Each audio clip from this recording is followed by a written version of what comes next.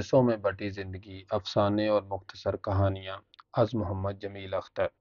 چھٹی کہانی، چوزا شگفتہ اور وینٹیلیٹر مشین۔ ٹی وی چل رہا ہے جس پر ایک خاتون عجیب بیہودہ انداز میں تقریر کر رہی ہے۔ اس کی آواز اتنی بری ہے یا شاید میرے کانوں کو بری لگ رہی ہے کہ میں ایک لفظ بھی نہیں سن سکتا، لیکن میں ٹی وی بند نہیں کر سکتا۔ کمرے کے کونے میں ایک چوزا بیٹھا ہے جس کے سامنے مٹی کے پیالے میں پانی رکھا ہے، لیکن وہ پانی نہیں پی رہا، شاید مرنے والا ہے۔ اس کے پر جھڑ گئے ہیں اور وہ اب ایک عجیب ٹنڈ منڈ سی چیز بن کر رہ گیا ہے، اور میں عابد کی کہانی لکھ رہا ہوں۔ یہ گرمیاں ان گرمیوں سے مختلف تو نہیں ہیں، سوائے اس کے کہ کیلنڈر پر سال بدل گیا ہے۔ بہت سال پہلے جب ایک روز میں ہوٹل پر بیٹھا تھا تو عابد کچھ بھکلایا ہوا سا آیا۔ میں سمجھا شاید کوئی پولیس کا چکر ہے کہ وہ ان دنوں لاٹری اور جوئے کی لت میں مبتلا تھا۔ مجھے معلوم تھا تم یہی ملو گے، چلو تمہیں ایک بات بتانی ہے، اس نے آتے ہی کہا۔ کیا ہو گیا ہے؟ تم کچھ پریشان دکھائی دے رہے ہو، میں نے پوچھا۔ یہاں سے تو چلو، سب بتاتا ہوں، اس نے یہ کہا اور میں اٹھ کر اس کے ساتھ چل دیا تھا۔ ٹی وی پر اب ایک سیاسی لیڈر بے حد جذباتی انداز میں ملک کے موجودہ حالات پر تقریر کر رہا ہے۔ وہ سب باتیں جو ہم بچپن سے سنتے آئے ہیں سنا رہا ہے۔ اگر ٹی وی کا ریموٹ میرے پاس ہوتا تو میں چینل بدل دیتا، لیکن میں وقت ضائع کرنا نہیں چاہتا اور یہ کہانی جلد سے جلد مکمل کرنا چاہتا ہوں کہ میرے سر میں شدید درد ہے۔ عابد نے مجھے بتایا کہ اقبال ٹھیکیدار کی بیٹی کو اس سے محبت ہو گئی ہے۔ پہلے مجھے حیرت ہوئی، میں سمجھا وہ مذاق کر رہا ہے۔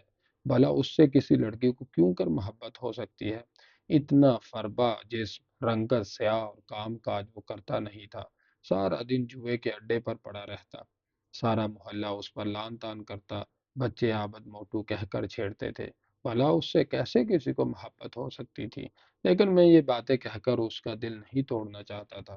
میں نے کہا بعض دفعہ جسے ہم محبت سمجھ رہے ہوتے ہیں وہ کچھ اور شے ہوتی ہے۔ کیا اور شے ہوتی ہے؟ معلوم نہیں، لیکن کچھ نہیں، یہ دیکھو خط۔ اس نے جیب سے ایک کاغذ نکالا اور میرے سامنے لہرایا۔ اوہ اچھا، تو تم نے اس کے لیے خط بھی لکھ لیا ہے۔ دیکھو ان کاموں میں اتنی جلدی نہیں کرتے، یہ ادھر سے آیا ہے، اس نے فخریہ انداز میں بتایا۔ کیا مطلب، یہ اس لڑکی نے لکھا ہے؟ میں نے حیرت سے پوچھا۔ جی ہاں، یہ خط اس نے لکھا ہے۔ آج میں گلی سے گزر رہا تھا تو اوپر سے یہ خط میرے سامنے آ کر گرا۔ میں نے اوپر دیکھا تو وہ لڑکی کھڑی تھی اور پھر فوراً پیچھے ہٹ گئی۔ کیا لکھا ہے اس خط میں نے پوچھا۔ اس نے لکھا ہے کہ اسے مجھ سے محبت ہے اور وہ روز مجھے گلی سے گزرتے ہوئے دیکھتی ہے۔ اقبال ٹھیکیدار اس کی شادی کمہاروں کے کسی لڑکے سے کرانا چاہ رہا ہے، لیکن وہ شادی کرے گی تو صرف مجھ سے کرے گی، ورنہ زہر کھا لے گی۔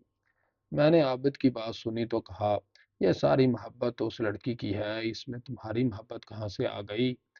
تو گویا اس میں میری محبت ہے ہی نہیں۔ جب کوئی آپ سے محبت کرے اور آپ کے لیے مرنے کو تیار ہو جائے تو کیا آپ اس کے لیے جی بھی نہیں سکتے؟ عابد کی اس بات میں دم تھا، اور ایک ایسا لڑکا کہ جسے گھر اور محلے والے جھڑکتے رہتے ہوں، اس کے لیے یہ پیام محبت کچھ اور بھی شدید تھا، اور ایسا ہی کچھ اثر عابد پر ہوا تھا۔ تو اب کیا کرنا ہے دوست؟ میں نے پوچھا۔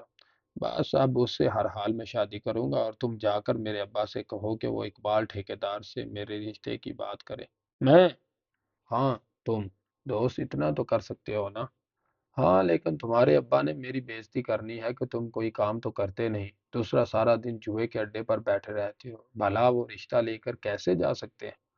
اور اس کی فکر تم نہ کرو، آج سے سب ختم کر دیا ہے، کوئی جوا نہیں، کوئی لاٹری نہیں، اور میں ابا کے ساتھ دکان پر بیٹھا کروں گا۔ اس کے ارادے میں پختگی تھی۔ میں نے 2-4 دن کے لیے اسے ٹال دیا کہ دیکھوں تو کیا وہ واقعی کام پر جاتا بھی ہے کہ ویسے ہی باتیں کر رہا ہے، لیکن وہ سچ مچ بدل گیا تھا۔ اگلے ہی دن وہ دکان پر بیٹھا تھا۔ گریبان کے بٹن جو ہر وقت کھلے رہتے تھے اب بند تھے۔ جو والی گلی سے گزرنا بھی چھوڑ دیا تھا۔ ایک روز میں نے چچا عبد الرحمان سے بات کی کہ وہ ٹھیکیدار اقبال کی بیٹی کے لیے عابد کا رشتہ لے کر جائیں۔ عابد کی خوش نصیبی کہ وہ بھی مان گئے اور اقبال ٹھیکیدار نے بھی ہاں کہہ دی۔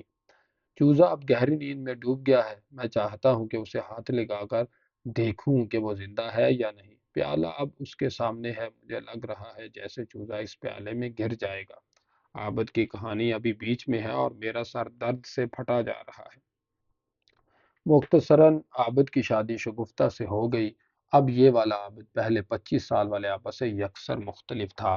ان دنوں میں عابد کو دیکھتا تو محبت کی طاقت پر یقین بڑھ جاتا کہ یہ کیسے آدمی کو بدل کر رکھ دیتی ہے۔ اب وہ محبت میں جی رہا تھا۔ 25 سال بیچارہ محبت کی تلاش میں مارا مارا پھرتا رہا کہ پھر شگفتہ اس کی زندگی میں بہار بن کر آ گئی۔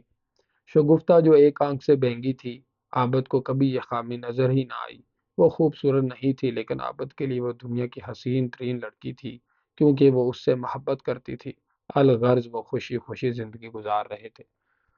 چوزا لڑکھڑا کر پانی کے پیالے میں گرا اور ہڑبڑا کر باہر نکل کر کھڑا ہو گیا۔ اس کی آنکھوں میں بے پناہ خوف تھا۔ چوزے کو کس بات کا خوف ہے؟ کیا یہ سوچ بھی سکتا ہے؟ کیا اسے بھی زندگی اور موت کا ادراک ہے؟ نہیں نہیں، ایسا نہیں ہو سکتا۔ اگر ایسا ہوتا تو یہ اس خوف سے کب کا مر گیا ہوتا۔ کل رات بلی نے اس کے ساتھ کے سارے چوزے کھا لیے تھے۔ یہ بچ تو گیا لیکن اس کے اندر کوئی خوف بیٹھ گیا تھا۔ بلی کا خوف، موت کا خوف یا شاید زندگی کا خوف۔ میں نے کئی بار اسے اٹھا کر دیکھا، وہ زخمی نہیں تھا لیکن اس کی آنکھوں میں بے پناہ خوف تھا، ایسا خوف جو زندہ نہ رہنے تھے۔ جن دنوں عابد باپ بننے والا تھا تو بے حد خوش تھا، اور انہی دنوں محلے میں ایک ڈاکٹرنی نے میٹرنٹی ہوم کھولا۔ عابد کو اطمینان ہوا کہ یہ سارا کام محلے میں نمٹ جائے گا اور اسے شہر کے بڑے ہسپتال نہ جانا پڑے گا۔ لیکن وہ ڈاکٹرنی جعلی تھی اور دوران آپریشن شگفتہ کی حالت بگڑ گئی، بچہ بھی فوت ہو گیا۔ وہاں مناسب مشینیں نہ ہونے کی وجہ سے اس نے عابد کو کہا کہ وہ شگفتہ کو فوری طور پر شہر لے جائے۔